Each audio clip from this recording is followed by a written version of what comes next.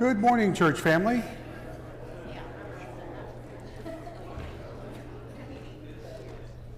Just out of curiosity, do we have any visitors with us today?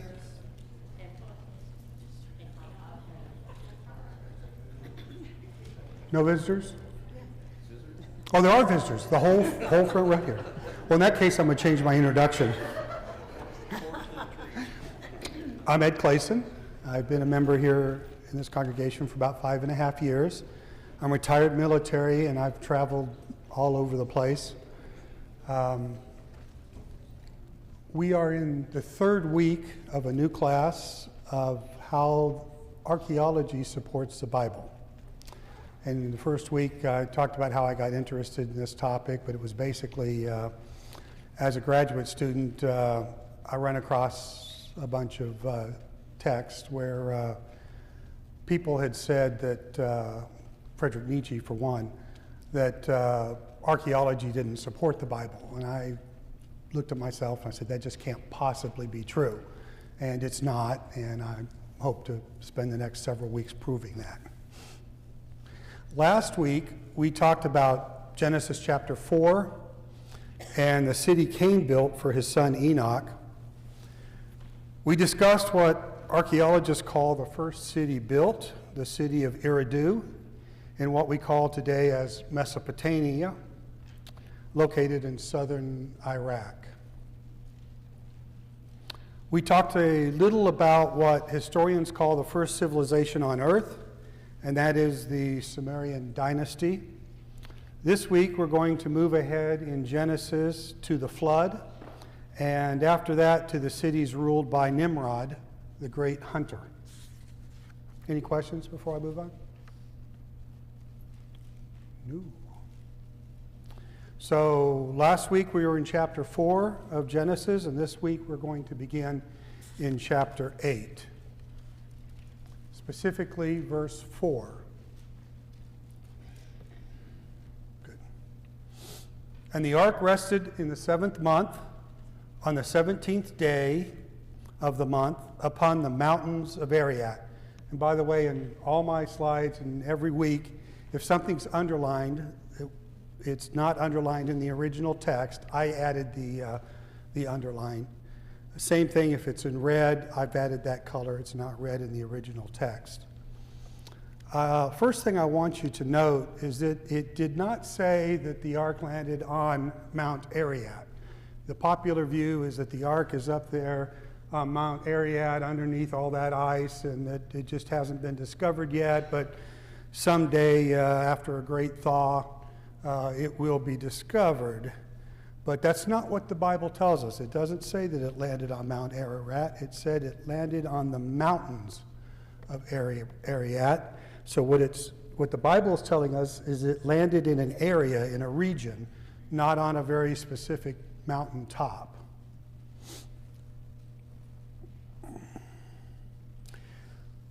So Genesis says that the ark came to rest somewhere in what we now call today the plateau of Ararat, which lies partly in modern-day Turkey and partly in modern-day Armenia.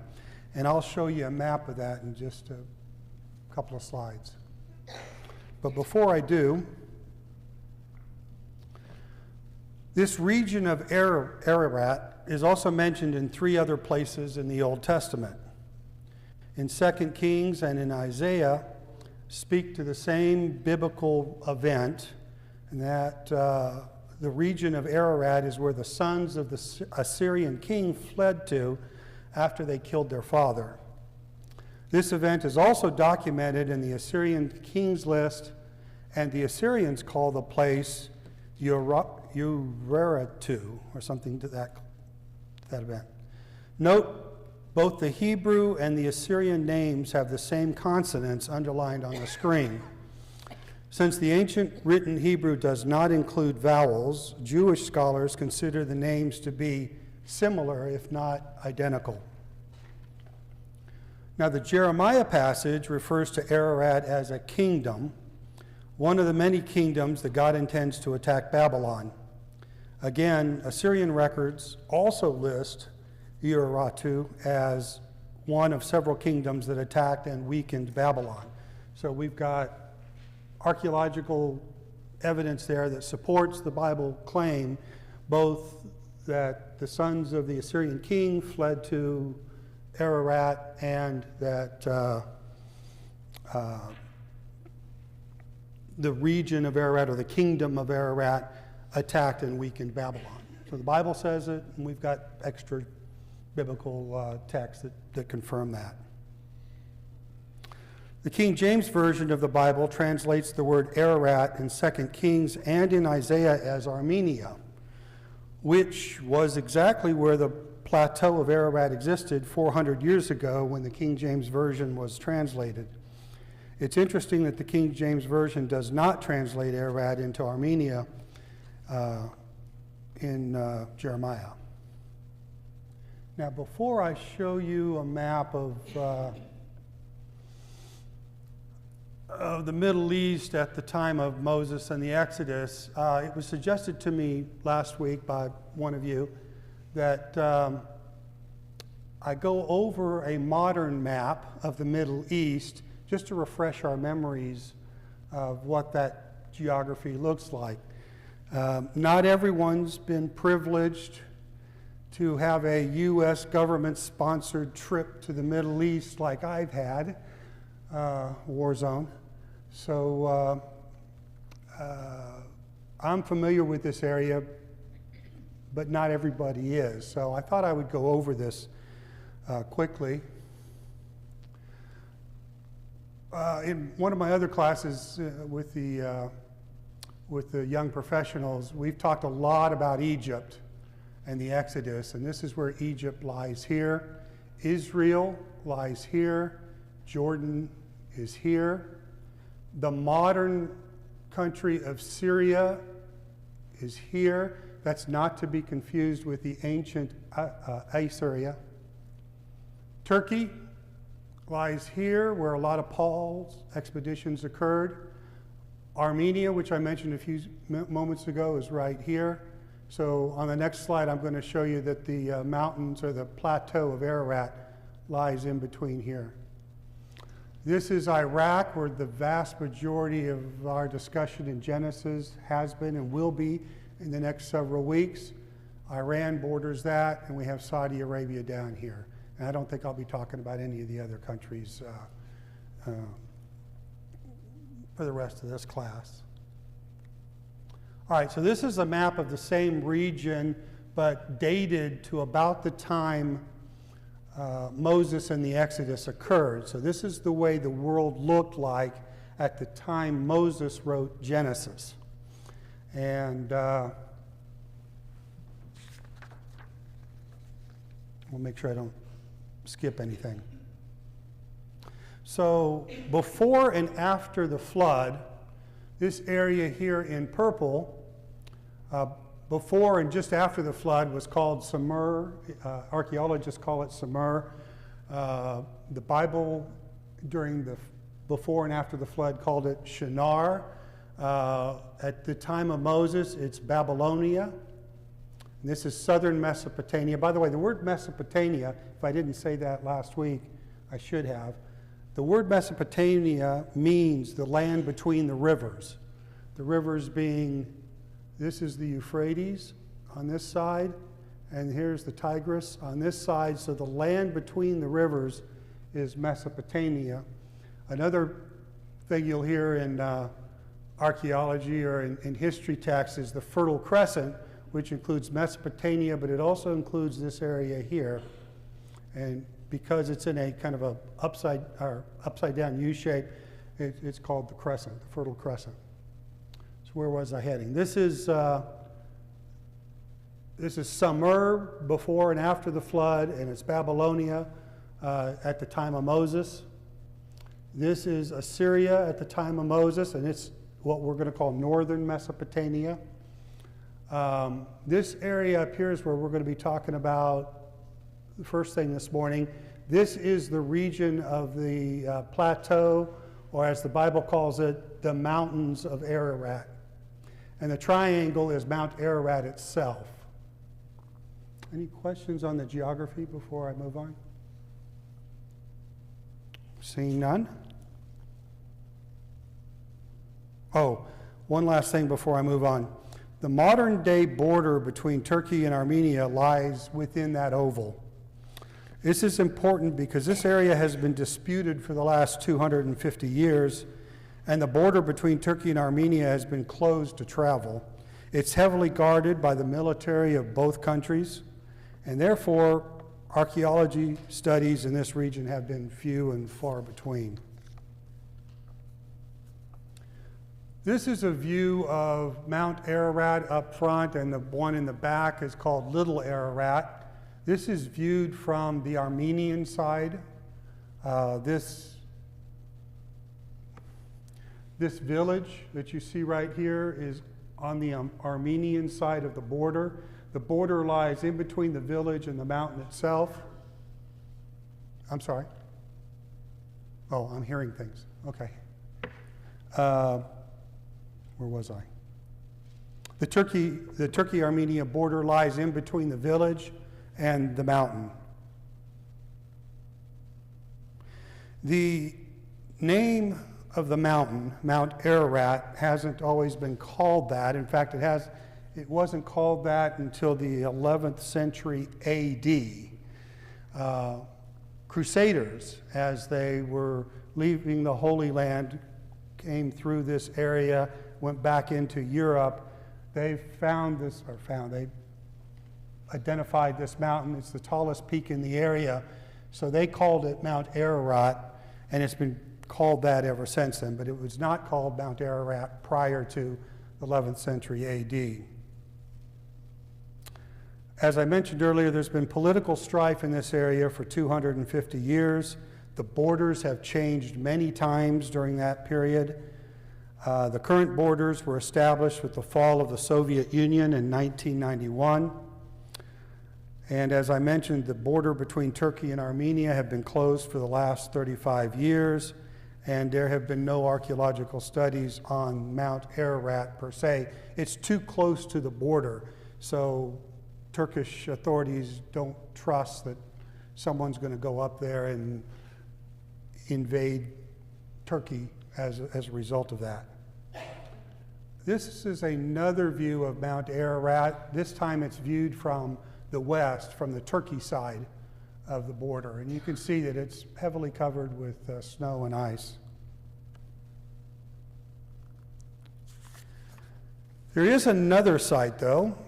In 1959, a Turkish military cartographer named Captain İlhan Durupanar discovered a boat-shaped footprint in the Ararat Plateau about 18 miles south of Mount Ararat, 2 miles north of the Turkish-Iran border on Mount Tendurik. The shape of the site suggests that a boat might have landed there. In addition, the size of the site is exactly the same as the size of the biblical ark, as stated in Genesis chapter 6. And that's a length of 30 cubits, a width of 50 cubits, a height of 30 cubits, which you can't tell here. A cubit is roughly 18 inches. Now, several scientific teams have visited this site in the last couple of decades. As I mentioned, it was discovered in 1959. In September of 1960, Turkish scientists surveyed the site for 2 days and concluded that there was no visible archaeological remains and that the formation was a freak of nature and not man-made. However, in the 1980s, Ron Wyatt, an American nurse anesthetist and a pseudo-archaeologist, led several surveys to this site. In one of those surveys, his team used ground-penetrating radar to examine the structures underneath the ground inside this boat-shaped formation. They found rectangular underground features with 90-degree angle structures, suggesting a man-made structure, not a natural formation. They also found in a nearby field something that they called anchor stones that they believed may have been used by the ark. Now, how many of you know Ron Wyatt or have heard of him before? He's published, I don't know, half a dozen or maybe 10 or so videos, one on the Exodus, one about crossing the Red Sea, finding chariot wheels in the Red Sea, etc. He's going around trying to prove his theories of Old Testament, but he's not really an archaeologist, and he has not been taken seriously by the scientific community. But hold on to that thought. During the 1990s, David Fasold, an American merchant marine officer and salvage expert, along with Ian Pilmer, an Australian geologist, conducted some limited drilling and excavation studies and concluded that the formation was not a boat, but a natural rock formation. So, freak of nature, oh, there's something here. No, there's nothing here. But then in 2019, Andrew Jones, an American archaeologist, and Fethi Yüksel, a Turkish geophysicist, conducted some ground-penetrating radar scans, and like Ron Wyatt's group, found parallel lines and right-angle structures, and they suggest that this is a presence of man-made structures some 8 to 20 feet under the surface.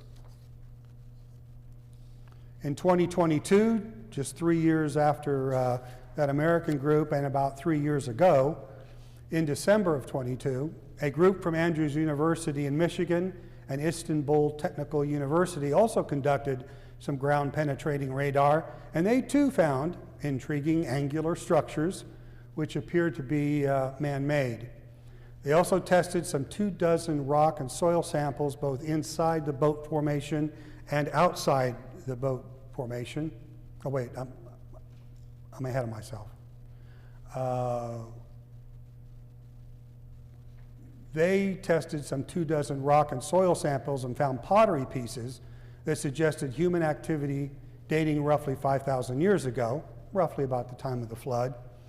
And they concluded that excavations were needed to determine what lies beneath the surface. 2 years later, in September of 24, a year ago, Andrew Jones, an archaeologist from the University of Southampton, United Kingdom, led an international team of scientists to collect soil samples from both within the boat structure and outside of the boat structure for comparison.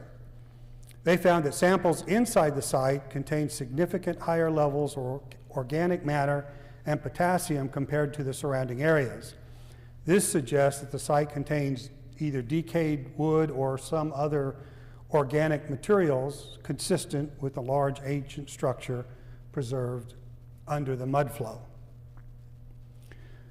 This year, a California research team plans to conduct the first excavation of the Darupanar site later this year. They've filed for permits to do the studies, but they haven't actually started the work yet. So,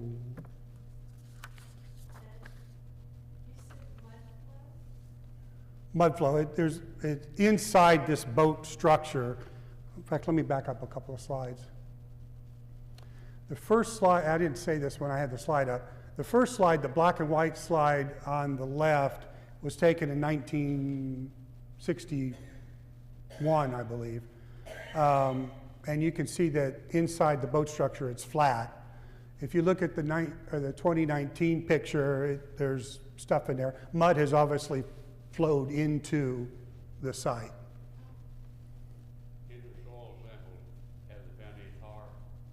Tar? Yeah. There was none that was written up yet. The ark was fixed within or without. Yes, it was. So when they find the ark, they'll find tar. If they find wood, they should find the tar. Yeah. So let me summarize this. Oh, too far. So where do we stand today with scientific evidence about the mountains of Ararat? Due to a long history of political strife in the region, there have been no archaeological excavations on Mount Ararat in particular, or in that region in general. The few limited expeditions on the Darupanar site, 18 miles south of Mount Ararat, can neither rule in or rule out as a possible site for the landing place in Noah's Ark. Excavations planned for later this year may shed some light as to the viability of the site, but these studies may take a couple of years before they can obtain evidence one way or the other. So, no support either for or against. Any questions before I move on? Nope. All right, so that completes chapter 8, and we're going to move on now to chapter 10. Before we do, I need to wet my whistle. For visitors, I'm taking medicine which dries my mouth out, and if I don't wet it occasionally, I won't be able to talk.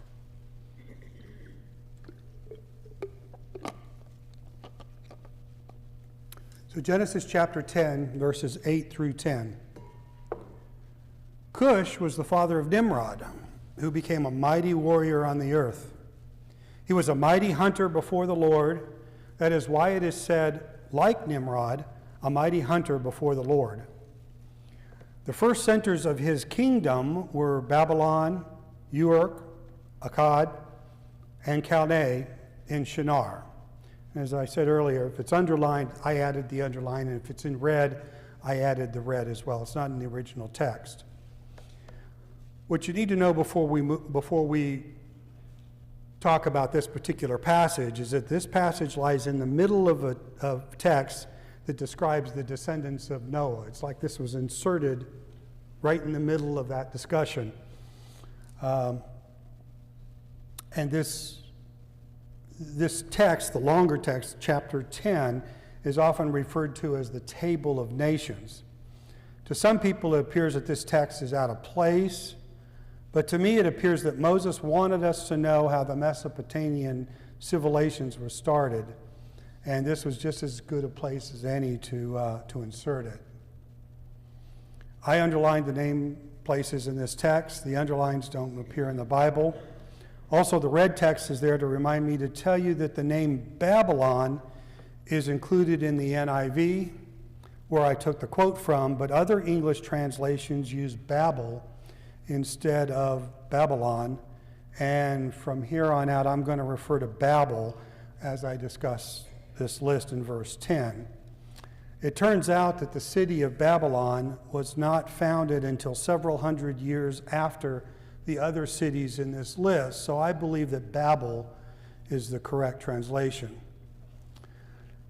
One other note regarding translations: most English translations leave out Calneh and end the sentence with all in the land of Shinar, which I also believe is the better translation and is a good comparison with the text in verse 11, which we're going to look at next week. The cities in verse 11 next week are all in Assyria, and these cities are all in southern Babylon, or in southern Mesopotamia, or in Babylon. So it's a good comparison. I'm going to leave out Calneh in discussing the list in verse 10. I believe that the all in the land of Shinar is the right translation. So that leaves us with 4 place names here. The first one, the land of Shinar, which these 3 cities lie in. Shinar is mentioned some 8 times in the Bible. In Genesis chapter 10, Genesis chapter 11, Genesis 14 twice, Joshua 7, Isaiah 11, Daniel 1, and Zechariah 5. In every case, it appears to be a reference to the land that is in southern Mesopotamia, either ancient Sumer, before and after the flood, or the ancient kingdom of Babylon, depending on which time frame you're talking about.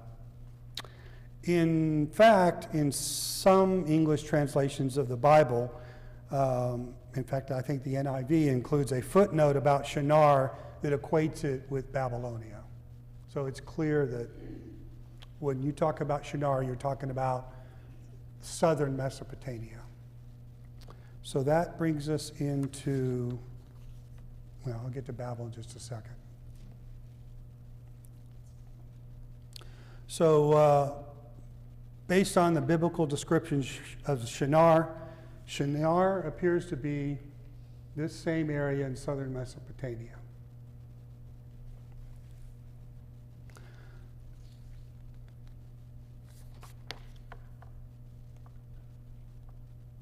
That leads us into Babel. As we discussed last week, many scholars associate the biblical Babel with the ancient city of Eridu, which we discussed last week. The city of Eridu fits both the timeline for Cain's son Enoch and the timeline of Babel, as it was destroyed, presumably by the flood, and then rebuilt right about the time of the Tower of Babel. So I'm not going to, well, yes, I am. Eridu, or the site of Babel, is right here in the southern most part of the southern Mesopotamia, right on the Persian Gulf, and it lies 12 miles west of the city of Ur, and as you may recall, the city of Ur is the birthplace of Abraham. I think this is one of the reasons Moses was inspired to spend so much time writing about this region. It's sort of a reminder to the Hebrews that this is where you came from. Any questions there? That leads us to the next city on the list, which is Uruk, or in some English versions it's spelled Erik.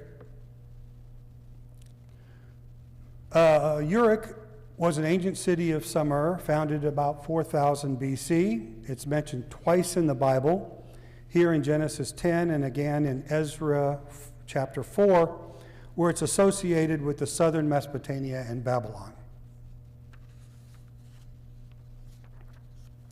Uruk wasn't on this original map, so I added it.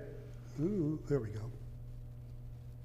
And it lies up here about 58 miles north of Eridu on the eastern side of the Euphrates River.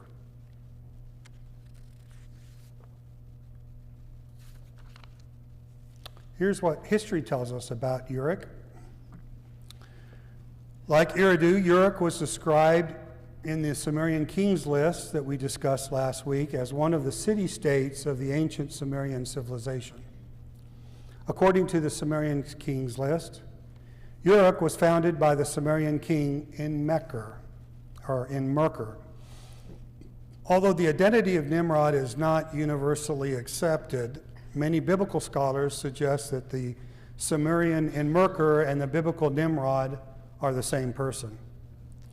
The Sumerian Kings list states that a temple in the city was built for the goddess Inanna, and ruins of that temple have been found there. The site is one of the largest ancient cities in Mesopotamia, being over 2 square miles. At the time of Moses and the Exodus, Uruk was part of the Middle Babylonian dynasty.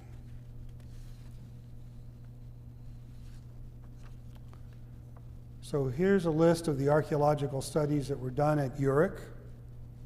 The first archaeological excavations were initiated by the British in 1849 and lasted 5 years.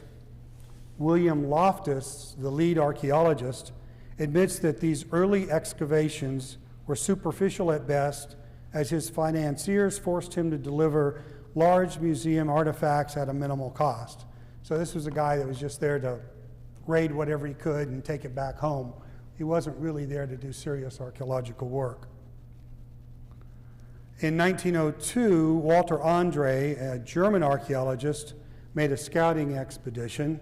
Again, nothing really serious there. Julius Jordan, a German archaeologist, led a team that discovered the Temple of Ishtar, one of 4 known temples located at the site.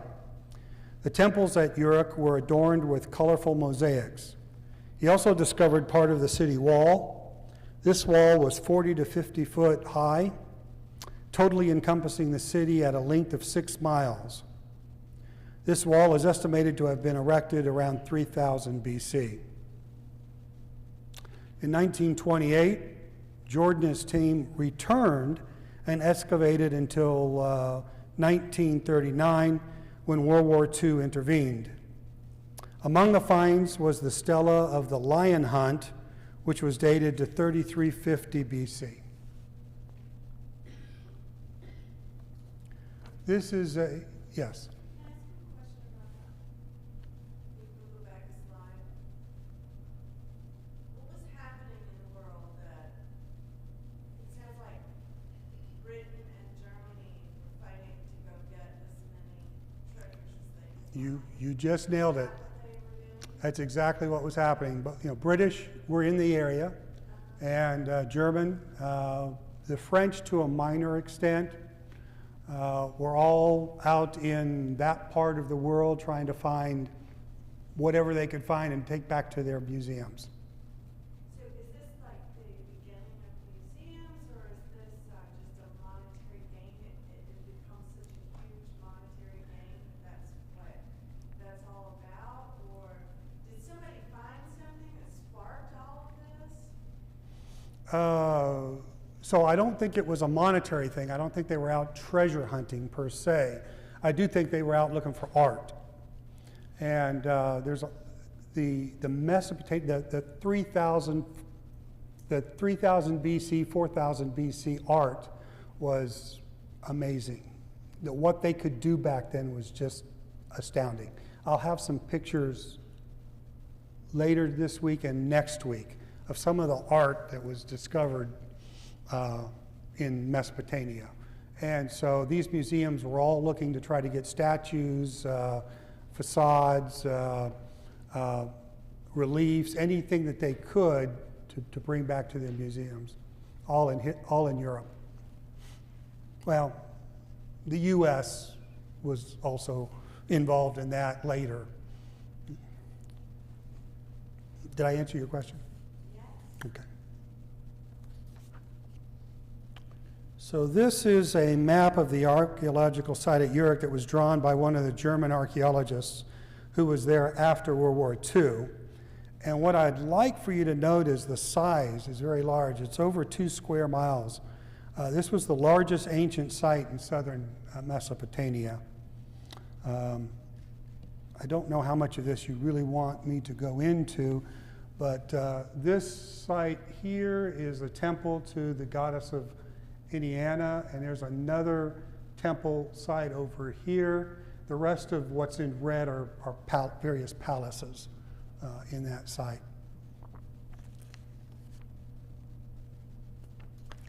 Here's some of that art that we're talking about. This is part of the facade of the temple of Indiana in Uruk. In there is standing both male and female deities in alternating niches. Each figure holds a vessel in his or her hand that pours supposedly life-giving water unto the earth. This is a mosaic that was at the gate of the temple of Ishtar, and this temple has several of these lion mosaics. This is not one. This is one of many. And of course, it's in a museum. It's not at the original site. This is a small portion of the southwest corner of the city wall at the archaeological site, just to give you a sense of just how thick that wall is. This is a famous stele of the lion hunt that was found at Uruk. It's currently located in the Iraq Museum in Baghdad. And why it's famous is that many scholars claim that it shows Nimrod hunting lions. Others, however, claim that it's the legendary Gilgamesh hunting lions. I don't think I showed one of these last week. Maybe I did. But this is a photo of a clay tablet found among the ruins at Uruk. It's dated to about 3000 BC, and it's believed to be one of the earliest pay slips in history. It depicts the beer rations that were paid to a worker in Uruk, and it's also currently located in the British Museum. This is a vase from Uruk that's dated to about 3500 BC, or 5,500 years ago. And this is from the Sumer dynasty. And that leads us to the last name in that list in Genesis 10. And that place is Akkad. Akkad is mentioned. This is the only place in the Bible where this city is mentioned. The exact location of Akkad is unknown, and there have been no archaeological excavations. Many sites have been proposed. Almost all of them are in the area where the Euphrates and the Tigris come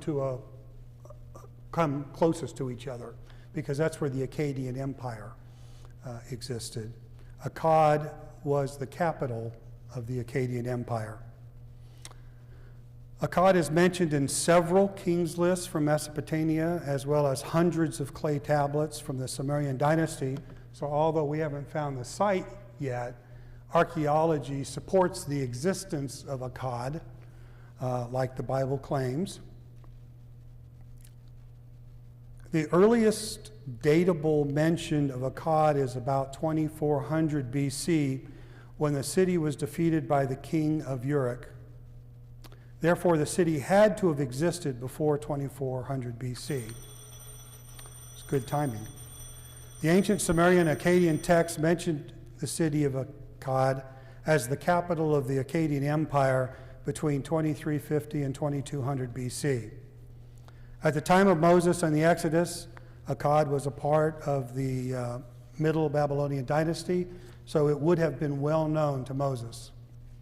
So I'm going to summarize.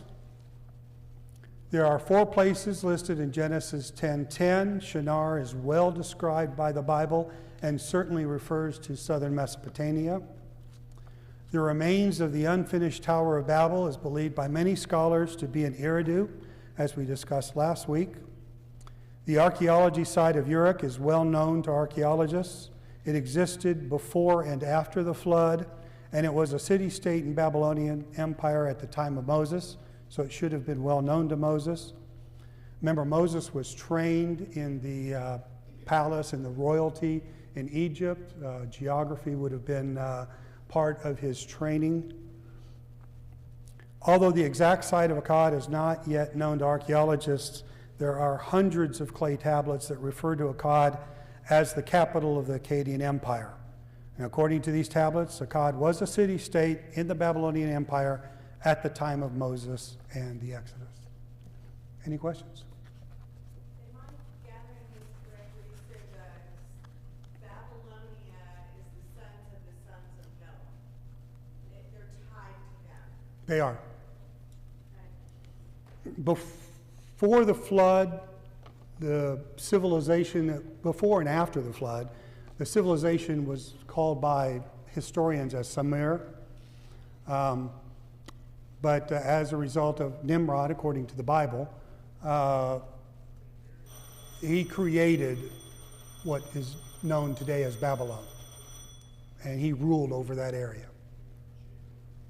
Any other questions? And let's get ready for our worship service.